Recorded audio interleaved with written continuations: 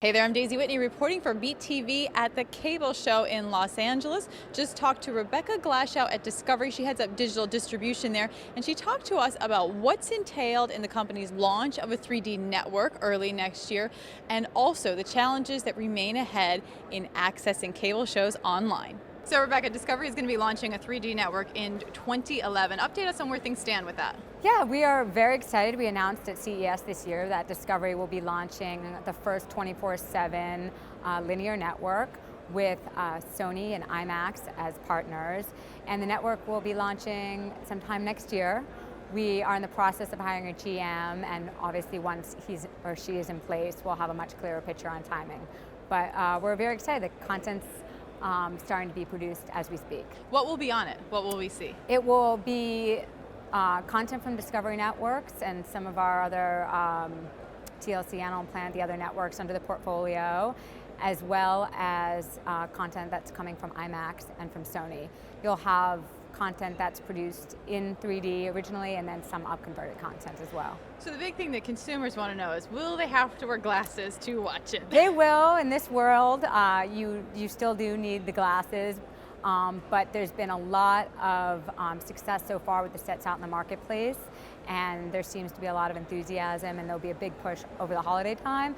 And when you get a set, you do get the glasses with it. But I think that adds to the excitement. The glasses are not your mom and pa 3D glasses anymore. They're a lot cooler. It's a little bit sturdier than the plastic ones you get at the movie They'll theater. last. They can't be torn apart by your children. So you do have to wear glasses. It'll probably be a while until that's not the case. So let's talk about TV everywhere a little bit. That's one of the areas that you shepherd at Discovery. I know Discovery is involved with the Comcast trial. Where do things stand with that? What are some of the challenges going forward as that rolls out in the cable business? Yeah, well, TV everywhere is a very ambitious industry-wide initiative. So it's being driven by many of the operators across the board, satellite, telco, as well as a lot of programmers have been on board early to test it.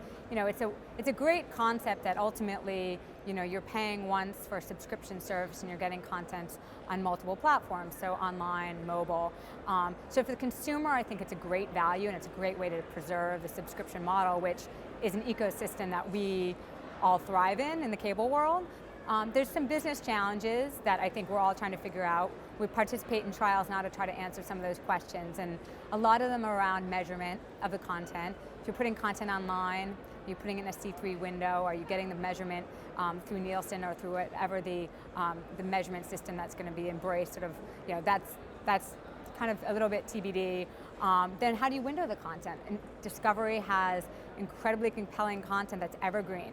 So once you play it the first time, great, that's one window, but we play content continuously on the network and on other platforms where we continue to see a lot of value. Our library really lasts. So how do we window that so you're not just putting your entire network online? And there's also a lot of questions around security, how to make sure that you're not hindering second home business, how do you make sure people aren't abusing the system, and then mobility, which is completely out of the wheelhouse of what the cable operators and the programmers do together now, and how do we work together on that side of the business. Do you have a sense of when these myriad challenges will be sorted out and this will become the norm, something everyone has access to? Well, everybody knows. You can't figure out everything. You can't wait around for everything to be figured out. Clearly, we have to sort of move forward to make sure there's a compelling business model for online video for the programmers, for the operators, and for the consumer. So I think you can certainly start to see people playing with content online now. The question is, how do you open up the premium content? And that's where security and measurement will come key.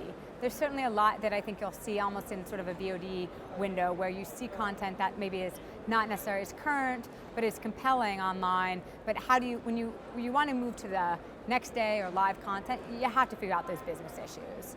Thank you, Rebecca. Yeah, you're welcome.